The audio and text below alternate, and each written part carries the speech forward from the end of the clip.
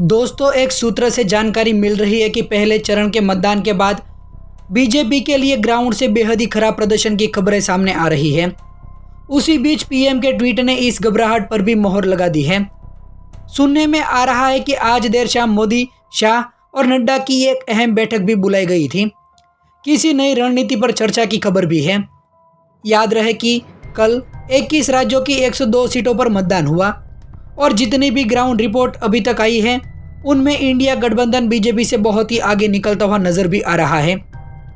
India गठबंधन और कांग्रेस ने तमिलनाडु, बिहार, महाराष्ट्र, राजस्थान और उत्तर प्रदेश तक में जबरदस्त प्रदर्शन किया।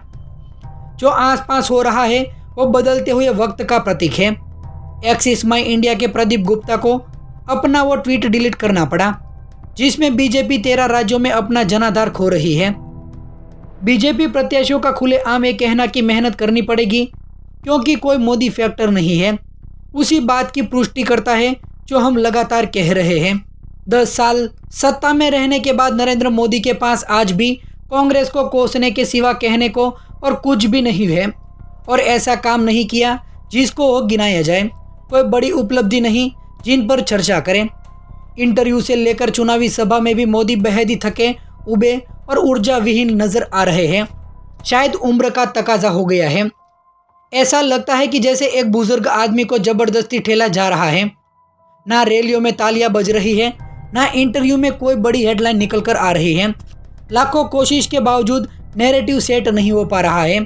वहीं घिसी पीटी बातें, वहीं पुराने बयान है। तो इधर राहुल गांधी ने नाक में दम करके रखा हुआ है।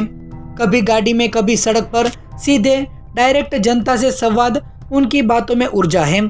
युवाओं को 100% विश्वास है कि अगर कुछ करेगा तो ये आदमी ही करेगा, बाकी किसी के बस की बात नहीं।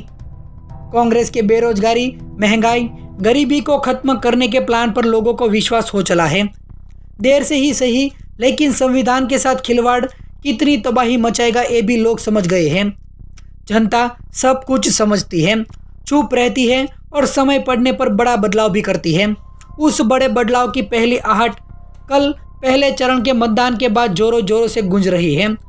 इसका मतलब है कि साउथ में साफ, नॉर्थ में हाफ। ये है बीजेपी का ग्राफ। एक सूत्र से बात हो रही थी, उन्होंने बताया कि पहले चरण के मतदान के बाद जो ग्राउंड रिपोर्ट आई है वो बीजेपी के लिए बेहद खतरनाक है, बेहद खराब प्रदर्शन की ओर अंकित कर रही है। उस सूत्र से अभी बात चल ही रही थी, तब तक मोदी जी का एक ट्वीट आया जिसमें वो कहते हैं बड़ा उत्साहवर्धन प्रदर्शन रहा है। ठप्पा लग गया इस बात पर कि पहला चरण वॉश आउट है बीजेपी के लिए। अब सुनने में आ रहा है कि नरेंद्र मोदी जी की, अमित शाह जी की और नड्डा जी की कोई देर रात मीटिंग होने वाली है, कोई नई रणनीति पर चर्चा होगी। खैर, याद रहे आज 21 राज्यों की 102 सीटों पर मतदान हुआ और इंडिया गठबंधन बीजेपी से कहीं ज्यादा आगे है। तमिलनाडु, महाराष्ट्र, राजस्थान, बिहार, यहां की उत्तर प्रदेश तक में जबरदस्त प्रदर्शन हुआ है। कई बार जो हमारे आसपास होता है उसको हम ध्यान नहीं दे पाते, लेकिन वो बदलते वक्त की दस्तक होती है। एक्सिस माई इंडिया के प्रदीप गुप्ता का उस ट्वीट को डिलीट करना जिसमें साफ तौर पे ये लिखा था कि 13 राज्यों में बीजेपी अपना जनाधार खो रही है, या बीजेपी के सांसदों का खुलेआम ये कहना कि मेहनत करो, कोई मोदी की वेव नहीं है, उस बात की पुष्टि करता है जो हम लगातार कह रहे हैं। 10 साल सत्ता में रहने के बाद मोदी जी आज भी कांग्रेस को कोसने के अलावा दूसरी कोई बात नहीं कर पा रहे। कोई ऐसी बड़ी उपलब्धि नहीं है जो गिनाए, कोई ऐसा काम नहीं किया जिस पर चर्चा करें, ना आगे की कोई रणनीति है। असल में तो इंटरव्यू से लेकर चुनावी रैली तक वो बेहद ऊर्जा विहीन, थके हुए और उबे हुए लग रहे हैं। कभी कभी तो उनको देखकर ऐसा लगता है कि उम्र का तकाजा हो। ऐसा लगता है कि जैसे किसी बूढ़े आदमी को जबरदस्ती ठेला जा रहा हो। ना रैलियों में तालियां बज रही है, ना इंटरव्यू से कोई बड़ी सुर्खी, बड़ी हेडलाइन निकल रही है जो नैरेटिव सेट कर पाए, वही घिसी पिटी बातें। और दूसरी तरफ राहुल गांधी, नाक में दम कर रखा है इन्होंने। कभी गाड़ी में, कभी सड़क से, जनता से सीधा संवाद कर रहे हैं। युवाओं को तो 100% यकीन हो चला है कि अगर कोई व्यक्ति इनके लिए कुछ करेगा तो वो सिर्फ राहुल गांधी है, बाकी किसी के बस की बात नहीं है।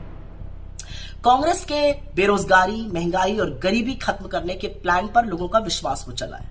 लोग ये भी समझ लग गए हैं कि संविधान के साथ खिलवाड़ करने के कितने भयावह परिणाम होंगे और उनकी जिंदगी पर इसका क्या असर पड़ेगा।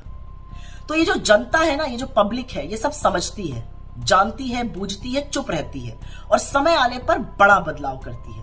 उस बड़े बदलाव की आहट पहले मतदान के चरण में जोर जोर से गूंज रही है।